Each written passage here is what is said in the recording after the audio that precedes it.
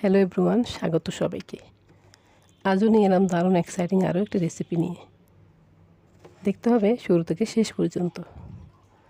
তো প্রথমে দেখতে পাচ্ছেন আমি লাউ কেটে নিয়েছি। লাউটা একদম কচি, তো ছোট ছোট করে কেটে নিচ্ছি রান্নার সুবিধার্থে, তাড়াতাড়ি সিদ্ধ হয়ে যাবে।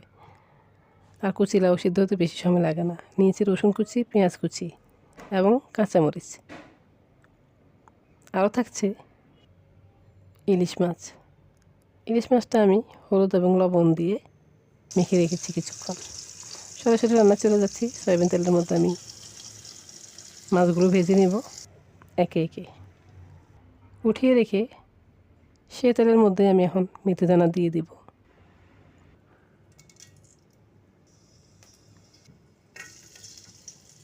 দিয়ে দেব রসুন কুচি এবং পেঁয়াজ কুচি।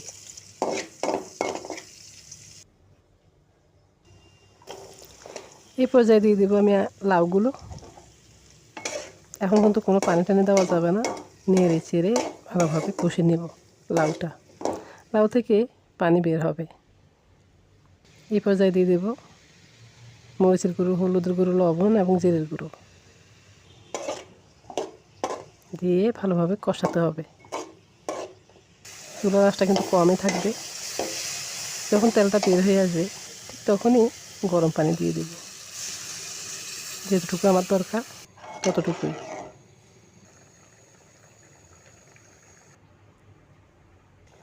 তো লাউটা সিদ্ধ হয়ে গিয়েছে। এখন আমি দিয়ে দেবো কাঁচামরিচের ফালিগুলো। দিয়ে দেবো ইলিশ মাছটা।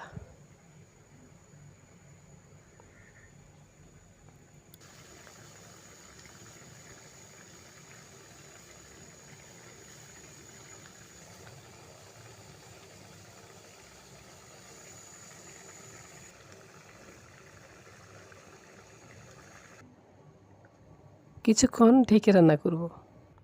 এরপর ভালোভাবে সিদ্ধ হয়ে গেলে ধনে কুচি দিয়ে নামিয়ে ফেলবো।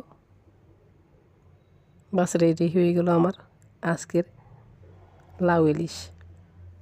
দারুণ সুগন্ধ ছড়াচ্ছে। আপনারাও বাসায় ট্রাই করবেন। দেখতে যেমন সুন্দর হয়েছে, খেতেও তেমন মজা। অবশ্যই ট্রাই করবেন।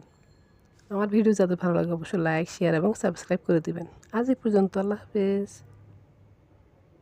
সবাই ভালো থাকবেন।